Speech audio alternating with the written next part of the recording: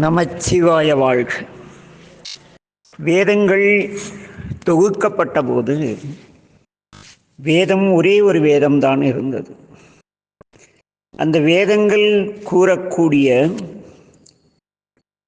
அந்த வழிமுறைகள் அவற்றை ஒட்டி அதை 4 சீடர்களுக்கு தனித்தனியாக வியாசர் போதிக்கிறார்.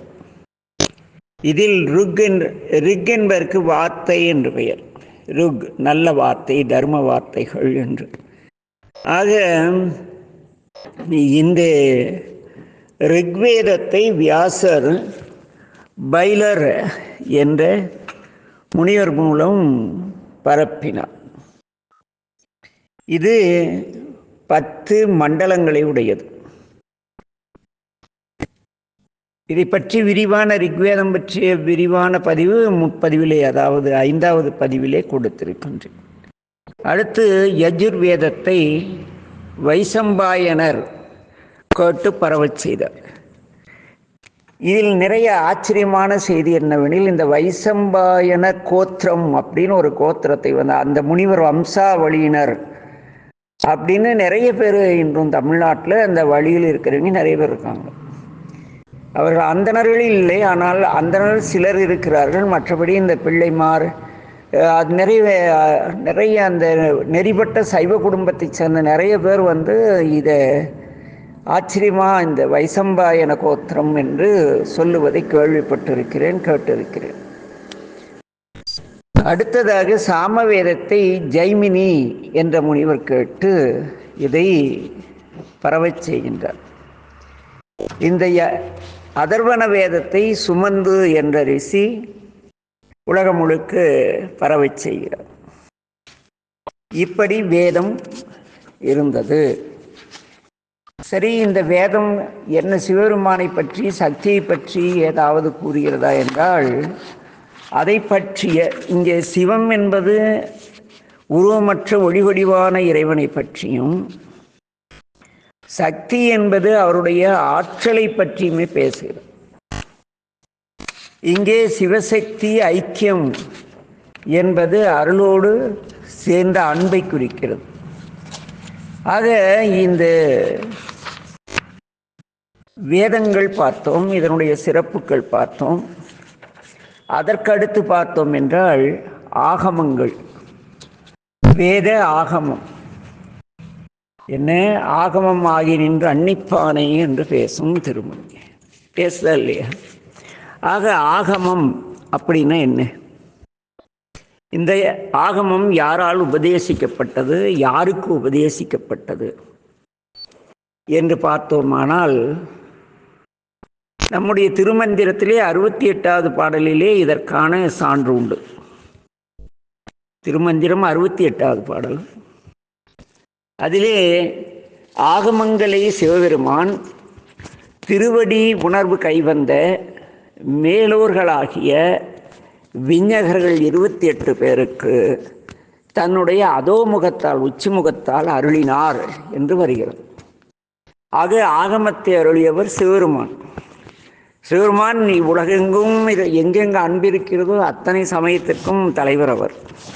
அங்கே எங்கே பாகுபாடு வந்தது? இந்த ஆகமங்கள் எத்தனை என்றால், அதே 69வது திருமந்திரம் தெளிவாக பேசும். 28 கோடி 100,000, 1 2 அல்ல, 28 கோடி இன்ட்டு 100, அத்தனை 1000. என்ன 28 கோடியே 100,000 திருப்பாட்டுக்களை உடையது இந்த ஆகமம் மொத்தம். இந்த ஆகமங்கள் எப்படி உபதேசிக்கப்பட்டன என்றால், சிறுமானிடந்து சக்தியும் மண்ணும் மாமலை மகேந்திரத்தில் உபதேசம் செய்கிறார் சிவபெருமான். அம்பிகைக்கு அந்த வரலாறு வரும் அல்லவா, திருவிளையாடல் புராணத்திலே வரும். சாமி வேத ஆகமங்களின் பொருளை கூறிக்கொண்டிருந்த பொழுது அன்னை சரியாக கவனச்சிதற அந்த அம்பிகை மீனவ பெண்ணாக சமைத்தார். அந்த வரலாறு தொடர்புடையது இது.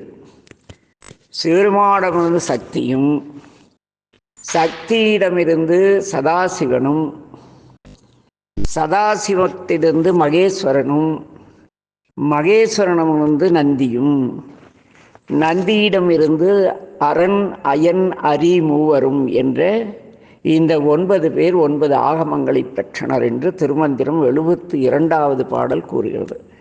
ஆக இந்த சிவருமான் என்று பேசப்படுபவர் சக்தியோடு இணைந்த அளப்பெரும் தோற்றமுடைய ஒரு ஒளிப்பிழம்பாக இருக்கக்கூடிய ஒரு பேராற்றல். சதாசிவம் என்பது இறைவனுடைய அருள் திருமேனிக்கு பேர். நம் பொருட்டு வருகிறார் அல்லவா அம்மையப்பராக. அந்த திருமேனிக்கு சதாசிவம் அருளோன் என்று பெயர். அந்த அருளோண்டமாக இருந்த சிவருமான் சதாசிவமூர்த்தி அருளோனாக இருக்கின்றால் மகேஸ்வரர் அப்படிங்கிற யாருன்னா நம்மை அருளாட்சி செய்யக்கூடிய ஆண்டோன். என்ன இந்த மகேஸ்வரர் தான் திருக்கையிலாய மலையிலே எழுந்தருளி நந்தியம்பெருமானுக்கு இந்த ஆகமங்களை கூறினார் என்று வரலாறு. ஆக மகேசனிடமிருந்து நந்தியும், நந்தியிடமிருந்து அரண் அயன் அரி மூவரும். இந்த சிவருமானுடைய 5 தொழில்களிலே அழித்தல் என்ற தொழிலை அப்படி வரிசையாக வருவோமே. அரி அயன் படைக்கும் தொழிலை செய்பவர், அரி காக்கும் தொழிலை செய்பவர், அரண் அழிக்கும் தொழிலை செய்பவர், மகேசன் மறைக்கும் தொழிலை செய்பவர், சதாசிவன் அருளும் தொழிலை செய்பவர். இங்கே எப்படி ஒரு அருளோன் அருளக்கூடியவருக்கு கிடைத்து, அங்கிருந்து மறைக்கக்கூடியவருக்கு கிடைத்து, அவரிடமிருந்து ஆசானாகிய நந்தியிடம் கிடைத்து, நந்தியம்பெருமான் அந்த ருத்ரன் அயன் அரி, ருத்ரன் வேறு சிவம் வேறு, இரண்டையும் போட்டு குழப்பிக் கொள்ளக்கூடாது. காலபைரவரே சிவம் என்றால் வரலாறு தெரியாதவருடைய கூற்று. காலபைரவர் சிவனுடைய மைந்தன், 9 கிரகங்களுக்கும் அதிபதி. நிறைய இதில் இருக்கிறது. சிவருமான் என்றால் ஏதோ பைரவர், பைரவரே சிவம். பைரவர் சிவ அம்சமே அன்றி சிவம் கிடையாது. விரிவாக அதை பற்றி பேசுவோம். அடுத்தது இந்த 28 ஆகமங்கள் மொத்தம். இந்த 28 பேர் பெற்றதை இந்த பூவுலகில் உள்ள மனிதர்களுக்காக சிவருமான் சக்தி தேவியிடம் கூறி, அன்னை பராசக்தியானவள் சதாசிவமூர்த்திக்கும், சதாசிவமூர்த்தி மகேஸ்வரனுக்கும், மகேஸ்வரமூர்த்தி நந்தியம்பெருமானுக்கும், நந்தி ருத்ரன் அயன் அரி மூவருக்கும் இந்த ஆகமங்கள் நந்தியிடமிருந்து அருளப் பெற்றன. ஆக இந்த ஆகமங்கள் 9. என்ன நம் கோயிலிலே பேசும். இந்த கோயில் காமிக ஆகமப்படி பூஜை நடக்குது, காரணாகமப்படி பூஜை நடக்குது. அது என்ன ஆகமம், அது என்ன காரணம், காமிகம். என்ன இது மிகப்பெரிய நம் சைவம் ஒரு பெரிய கடல். இதிலே இந்த 9 ஆகமங்களுக்கு பெயர் என்ற என்னவெனில் காரண ஆகமம், இரண்டாவது காமிக ஆகமம், அப்புறம் வீர ஆகமம், அடுத்து சிந்தல ஆகமம், அடுத்து வாதுல ஆகமம், அப்புறம் வியாமள ஆகமம், அப்புறம் காலோத்திரம், அப்புறம் சுப்பிரம், மகுடம் என்று 9. சுருக்கமாக சொன்னால் காரணம், காமிகம், வீரம், சிந்தலம், வாதுலம், வியாமளம், காலோத்திரம், சுப்பிரம், மகுடம் என்று 9 விதமான ஆகமங்கள் இருக்கின்றன.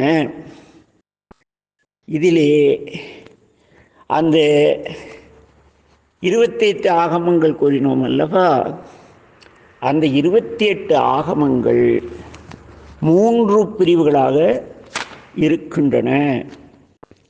அதில் ஒன்று கர்மகாண்டம், இரண்டாவது உபாசனை காண்டம், மூன்றாவது ஞான காண்டம்.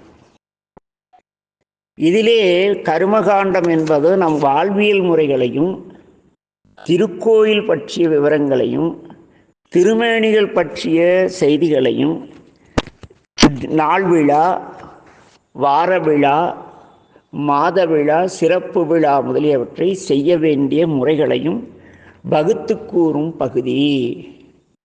இந்த ஆகமங்களிலே முதல் 3 நாம் வாழக்கூடிய வாழ்வியல் முறையும் மற்றதையும் பேசுகிறது. ஆலயம் அது சம்பந்தப்பட்ட சிலவற்றை பேசுகிறது. உபாசனை காண்டம் என்பது நமக்கு அறநெறிகளை போதித்து ஞான நூல்களை எவ்வாறு வாழ்விற்கு பயன்படுத்த வேண்டும், வழிபாட்டினை எவ்வாறு நாம் வாழ்வியலில் கடைபிடிக்க வேண்டும் என்பதை கூறுவது உபாசனா காண்டம் என்கின்ற உபாசனை காண்டம். அடுத்து ஞான காண்டம். இந்த ஞான காண்டத்தில்தான் பதி பசு பாசம் என்ற முப்பொருள் உண்மை தப்பின்றி தெளிவாக மெய்யுணர்த்தும் பகுதியாக இருக்கிறது. அதாவது உண்மையான உணர்வை தரக்கூடியது. இந்த வேதத்திற்கும் சிவாகமங்களுக்கும் என்ன வித்தியாசம் என்றால், வேதத்தின் தெளிவு சைவ சித்தாந்தம். ஆச்சரியமான விஷயம். வேதத்தின் தெளிவே சைவ சித்தாந்தம், சிவ ஆகமங்களின் தெளிவு சித்தாந்தம். சித்தாந்தம் வேறு, சைவ சித்தாந்தம் வேறு. அது மிகப்பெரிய ஒரு, அதெல்லாம் வரும், பிற்பாடு சிந்திப்போம். இப்பொழுது சப்ஜெக்ட் என்னன்னு தெரிஞ்சுக்கிட்டு அப்புறம் சப்ஜெக்டில் ஒரு பகுதியாக பார்ப்போம். இன்னும் வேதத்தின் தெளிவு சைவ சித்தாந்தம், சிவ ஆகமங்களின் தெளிவு சித்தாந்தம். இதிலே யார் கடவுளை காண முடியும்? என்னிடத்தில் ஒசூரை சேர்ந்த எங்கள் மரியாதைக்குரிய அன்பர் ஒருவர் கேட்டார், கடவுளை எப்படி காண்பது? இப்படி காண் என்று அடையாளம் காட்டாதனால்தான் இத்தனை குழப்பங்கள் என்று அந்த ஐயா என்னிடம் பேசினார். இதற்கான விடையை தேடி தேடி தேடி கடைசியில் குரு கீதை அப்படின்னு ஒரு கீதை படித்தோம். அதிலே கூறப்பட்டிருக்கிறது, எவன் ஒருவன் தன் கடமையை செய்கின்றானோ அதுவே தர்மம். நீங்கள் வீட்டில் இருந்து கொண்டு உங்கள் மனைவி, மக்கள், குழந்தைகள், பெற்றோர்கள் மற்றும் உறவினர்கள் அனைவருக்கும் நம்மை சார்ந்த அந்த 5 கடமைகள் இருக்கிறது அல்லவா? அது விளக்க ஏற்கனவே நிறைய பேசிவிட்டோம். அந்த 5 கடமைகளை செய்கின்றானோ அதுவே தர்மம். நாம் செய்யும் தவறுகளுக்கு பிராயச்சித்தமாக தானம் செய்வது தர்மமாகாது. என்னமோ சரிப்பா, ஜாதகத்தில் இந்த தோஷமாக கோயிலில் அன்னதானம் பண்ணு, இந்த பிரச்சனையா ஊர்பட்ட லஞ்சம் வாங்கிறது, ஏமாற்றி பிழைக்கிறது, அடுத்தவங்க சொத்தை ஆட்டையை போடுறது, என்ன சாமி பேரை சொல்லி கத்தையாக சம்பாதிக்கிறது, அப்புறம் பக்தர்களை ஏமாற்றி பணம் பறித்தல், என்ன எவ்வளோ நிறைய இருக்குது. அதெல்லாம் தவறுகள். அப்புறம் நான் திருமுறை படிச்சுட்டு திருமுறைக்கு புறம்பா தவறான கருத்துக்களை, நான் எனக்கு அறிவு கெட்டுனதை யாரோ ஒருத்தர் எழுதி வச்சு வாந்தி எடுத்ததை எடுத்து நான் படிச்சுட்டு வாந்தி எடுக்கிறது, இதெல்லாம் தவறு தான். மெய்ப்பொருள் கண்டு உபதேசம் செய்ய வேண்டும். சும்மா எடுத்தெல்லாம் நான் குரு, நான் உபதேசம் செய்கிறேன், நீ கேள், நான் தீட்சை தருகிறேன், உன் பாவமே போல சக்கர நோயிலேருந்து ரத்த கொதிப்புலேருந்து அத்ததும் உனக்குள்ளேயே உட்கார்ந்துட்டு இருக்குது, எனக்குள்ளேன்னு வச்சுக்கோமே. ஆண்டவன் அப்படியெல்லாம் எதுவும் தள்ள, ஒரு உதாரணத்துக்கு தானே, அடுத்தவங்கள நம்மள சொல்லிக்கலாம்ல. கேட்டால் என்ன பாவம் செஞ்சனோ, வீட்டில் சோத்துக்கு இல்லாத காலத்தில் எல்லாம் சாப்பிட முடிஞ்சுது, நான் நிறைய சம்பாரிச்சிட்டேன், நிம்மதியான வாழ்க்கை, ஒரு 75 லட்ச ரூபாயில் வீடு கட்டிட்டேன், என்னங்க புண்ணியம். வீட்டில் போனால் உப்பு இல்லாத சப்பாத்தியும் குழம்பும் கொடுக்குறா எங்கள் வீட்டுக்காரி. அத்தனை பாவம் செஞ்சு சட்ட உழைப்பு இல்லாமல் நிறைய பேர் இல்லை, நிறைய அரசு ஊழியர்களாகட்டும், பள்ளி ஆசிரியராகட்டும், நிறைய பேர் அவங்க கடமையை ஒழுங்காக செய்யாமலே பெரிய சம்பளம் வாங்குறாங்க. அவங்க வீட்டுக்கெல்லாம் நான் போய் பார்த்தா பெரும்பாலும் ஒரு சின்ன மெடிக்கல் ஸ்டோரே வச்சுருக்காங்க. அப்புறம் அதுக்கு போய் எங்கேயோ பிள்ளைக்கு கல்யாணம் ஆகல, பையனுக்கு கல்யாணம் போய் பரிகாரத்துக்கு தானம் பண்ணுறாங்கல்ல, அதெல்லாம் தர்மத்தில் வராது அப்படின்னு குருகீதை கூறுதுப்பா. நான் சொல்ல, எவன் ஒருவன் அறவழியிலே பொருளீட்டி தன் கடமையை செய்கிறானோ அவன் கடவுளை காணலாம். ஆக அந்த ஐயா எனக்கு ஒசுரையா கேட்டதற்கான பதில் இதிலே கிடைத்தது.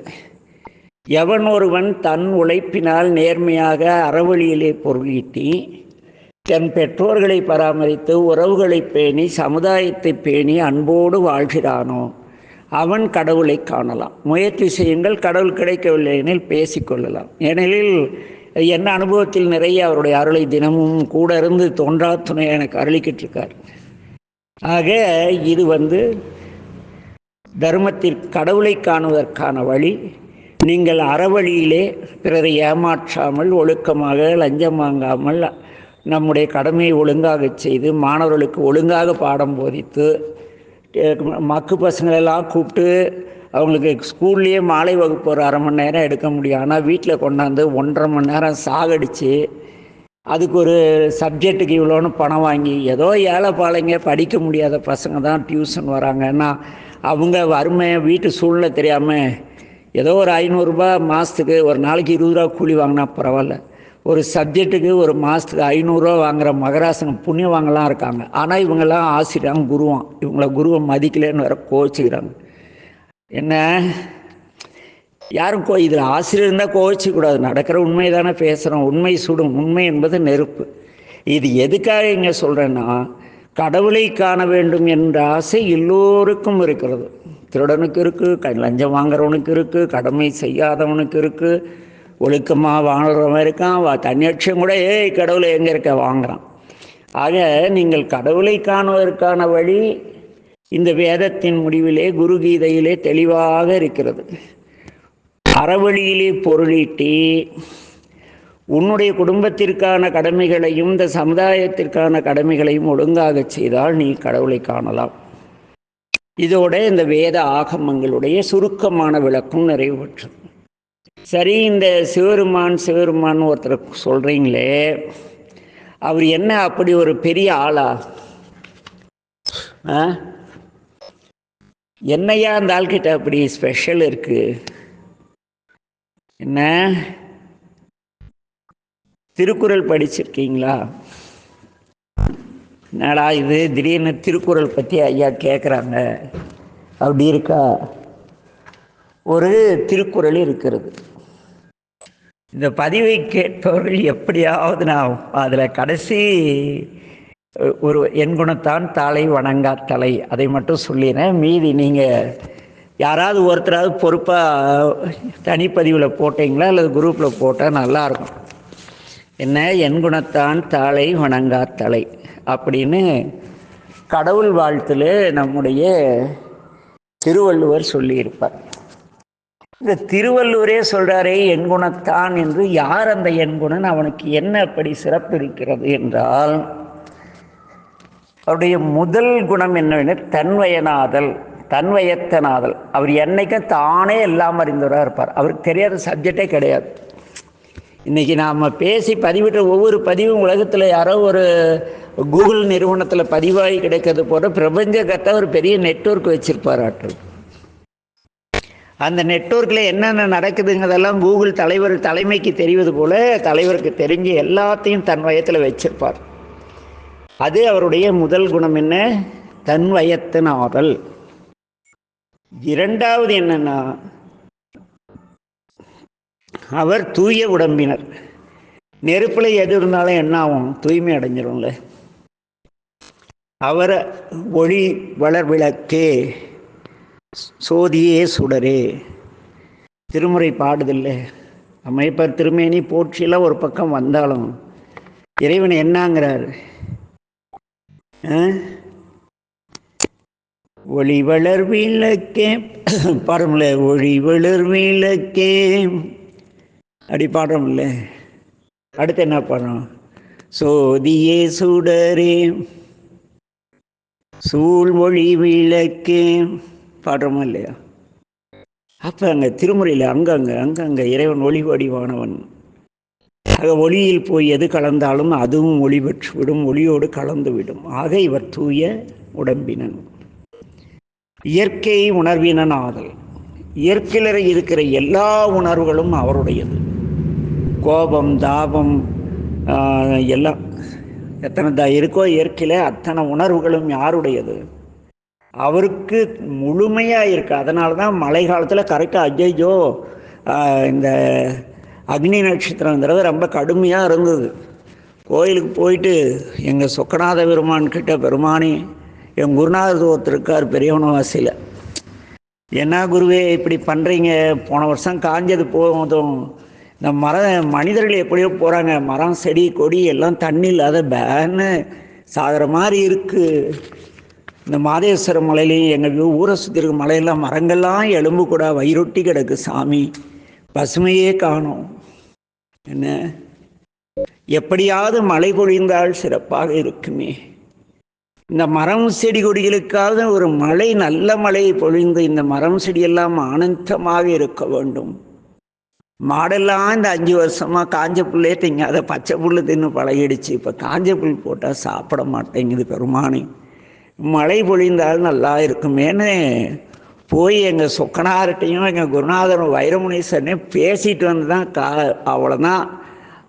வெள்ளிக்கிழமை ஏதாவது வியாழக்கிழமை சொல்லிட்டு வரேன், வியாழக்கிழமை வெள்ளிக்கிழமை. ஆனால் அன்றைக்கி அக்னி நட்சத்திரம் கடைசி நாள், அடுத்த நாள் பிடிச்ச மழை பூமியை குளிர வச்சுட்டு தான் ஓஞ்சுது.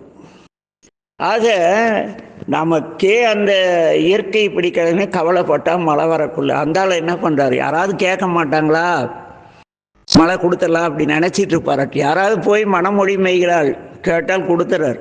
ஆக எங்களுடைய உணர்வுகள் அவருக்கு தெரிந்திருக்கிறது. ஆக எல்லா உயிர்கள் உணர்வுகளும் அவருக்கு தெரியும். ஆக இயற்கை உணர்வினன். அப்புறம் மீதி இருக்கு இல்லையே, மொத்தம் 8 எண்குணம். இதில் 3 இன்று தெரிந்து கொண்டோம். மற்றவற்றை நாளைய பதிவிலே சிந்திப்போம். நமச்சிவாய வாழ்க.